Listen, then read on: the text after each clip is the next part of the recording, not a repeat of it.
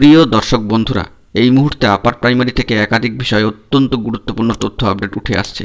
বন্ধুরা, এই ভিডিওর মধ্যে যাবতীয় বিষয়গুলি নিয়ে তাই বিস্তারিতভাবে আলোচনা করছি, তাই অবশ্যই ভিডিওটিকে আপনারা শেষ পর্যন্ত দেখে নেবেন এবং যারা এখনও পর্যন্ত চ্যানেলটিকে সাবস্ক্রাইব করেননি অবশ্যই সাবস্ক্রাইব করে সঙ্গে থাকবেন। বন্ধুরা, আপার প্রাইমারি সংক্রান্ত বিষয় নিয়ে একাধিক গুরুত্বপূর্ণ তথ্য আপনাদের সামনে তুলে ধরেছি, পাশাপাশি একাধিক গুরুত্বপূর্ণ ভিডিও আপনাদের মাঝখানে প্রোভাইড করেছি। তৎসত্ত্বেও বেশ কিছু বিষয় নিয়ে এখনও কিন্তু কনফিউশনের জায়গা থেকে যাচ্ছে এবং সে বিষয়ে কিন্তু অনেকেই প্রশ্ন করে জানতে চাইছেন। এ বিষয়ে প্রথমত যে তথ্যটি উঠে আসছে যে আপার প্রাইমারির ক্ষেত্রে প্যানেল প্রকাশের অর্থাৎ মেধা তালিকা ওয়েটিং প্যানেল প্রকাশের তো একটা নির্দেশ হয়ে গেল, তাহলে নিয়োগ কি থমকে থাকবে, নিয়োগ কি এগোবে না? এই বিষয়টি নিয়ে সংশয় প্রকাশ করে অনেকেই প্রশ্ন করছেন, তা উত্তর দেওয়ার চেষ্টা করছি। তাই গুরুত্বপূর্ণ ভিডিওটিকে শেষ পর্যন্ত শুনে বোঝার চেষ্টা করবেন ও চ্যানেলটিকে সাবস্ক্রাইব করে নিয়ে সঙ্গে থাকবেন। প্রথমত জানিয়ে রাখি যে প্যানেল বিষয়ে কিন্তু জরুরি তথ্য উঠে আসছে, যা ইতিমধ্যেই গতকালকে একটি ভিডিও দিয়ে জানিয়েছি যে আগামী মঙ্গলবার অর্থাৎ যেদিন 7 দিনের লাস্ট ডেডলাইনটি শেষ হচ্ছে ওই দিনই কিন্তু প্যানেল প্রকাশিত হতে চলেছে। স্কুল সার্ভিস কমিশন সূত্রে এবং পশ্চিমবঙ্গ আপার প্রাইমারি চাকরি প্রার্থী মঞ্চের তরফে এই বার্তা কিন্তু উঠে আসছে। কিন্তু একটা বিষয় হচ্ছে যে প্যানেলে প্রার্থীদের বহুবিধ অবস্থান কিন্তু লক্ষ্য করা যেতে পারে। যেমনটি খবরে উঠে আসছে যে মাল্টিপল র্যাঙ্কিং বা মাল্টিপল অবস্থান বা কোনো একজন প্রার্থীর বহু ক্যাটাগরিতে অবস্থান কিন্তু লক্ষ্য করা যেতে পারে মেধার ভিত্তিতে। এক্ষেত্রে যদি কোনো প্রার্থীর বরাদ্দ বা প্রাপ্ত নম্বর অনুযায়ী তিনি এসসি ক্যাটাগরিতে অবস্থান করে থাকেন এবং তার সেই মার্কসটি কোনো জেনারেল ক্যাটাগরির প্রার্থীকে ব্রেক করে ওপরে উঠে থাকে, তবে জেনারেল ক্যাটাগরিতেও তিনি কিন্তু থাকার সম্ভাবনার মধ্যেই থাকছেন। এটাকেই কিন্তু বলা হচ্ছে মাল্টিপল র্যাঙ্কিং বা বহুবিধ অবস্থান কোনো প্রার্থীর। এটার কিন্তু ভালো দিকও রয়েছে, তবে কতটা কি হবে না হবে এটা একটা সম্ভাব্য ধারণা দিলাম। অবশ্যই প্যানেল বা মেধা তালিকা আগামী মঙ্গলবার চলে এলে সমস্ত বিষয়টি কিন্তু আমাদের কাছে স্পষ্ট হয়ে যাবে। আপাতত যেটা জানা যাচ্ছে যে 14,339 সিটের নিরিখেই কিন্তু প্যানেল প্রকাশিত হতে চলেছে আগামী মঙ্গলবার দিন। এরপরের যে বিষয়টি তা কিন্তু বর্তমানে বহু চর্চিত এবং বহু আলোচিত। এ বিষয়ে নানান ধরনের খবর কিন্তু চারিদিকে লক্ষ্য করা যাচ্ছে। তবে যে প্রশ্নটা উঠছে যে প্যানেল তো প্রকাশিত হবে, নিয়োগ কি থমকে থাকবে, নিয়োগ কি এগোবে না? এ বিষয়ে আপনাদেরকে জানাই যে বন্ধুরা, নিয়োগ যদি থমকেই থাকবে তাহলে সম্মানীয় 2 নতুন বিচারপতির ডিভিশন বেঞ্চ থেকে এই প্যানেল প্রকাশের অর্ডারটি কেন দেওয়া হলো?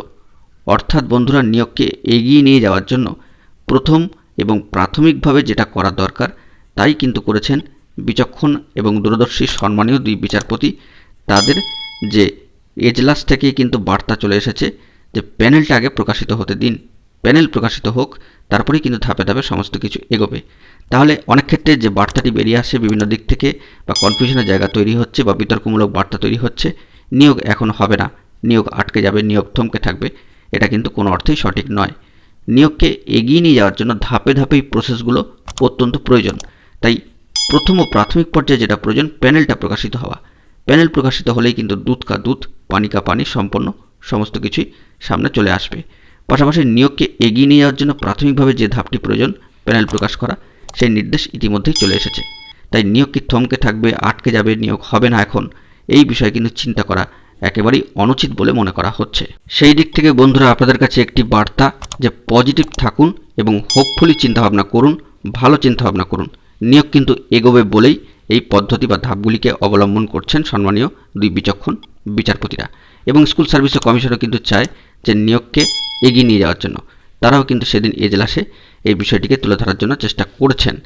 এর পাশাপাশি চলে আসি সর্বশেষ বিষয় যে সিট আপডেট সংক্রান্ত গুরুত্বপূর্ণ একটি বিষয়। এখানে এ বিষয়ে বলা প্রয়োজন যে গতদিনের যে হিয়ারিং অর্থাৎ প্রথম নতুন বেঞ্চের যে হিয়ারিং, সেখান থেকেই সম্মানীয় বিচারপতি সৌমেন সেন মহাশয় ডিভিশন বেঞ্চের তরফ থেকে যে বার্তাটি উঠে এসেছে সেটি হচ্ছে 2023 পর্যন্ত এতগুলি বছর কেটে গিয়েছে এবং এতগুলো দিনে সিট কিন্তু দিনকে দিন বৃদ্ধি পেয়েছে।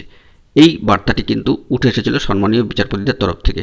তাহলে এটা একটা পজিটিভ দিক, অর্থাৎ সম্মানীয় বিচারপতিরা এটাও মাথায় রেখেছেন যে সিট আপডেটের মতো বিষয়টিও কিন্তু ভাবনাচিন্তার মধ্যে থাকতেই পারে। সেক্ষেত্রে সিট আপডেটের মামলা নিয়ে কোনো বিস্তারিতভাবে ওই দিন এজলাসে আলোচনা হয়নি, তবে বিচারপতিরা এই যে চিন্তাভাবনার মধ্যে বিষয়টিকে রেখেছেন এটাও কিন্তু একটা বড় দিক বলেই মনে করা হচ্ছে। আপাতত আগামী 30শে অগস্ট অর্থাৎ 30/8/2023 তারিখে এই মামলার পরবর্তী হিয়ারিং ডেট পড়েছে।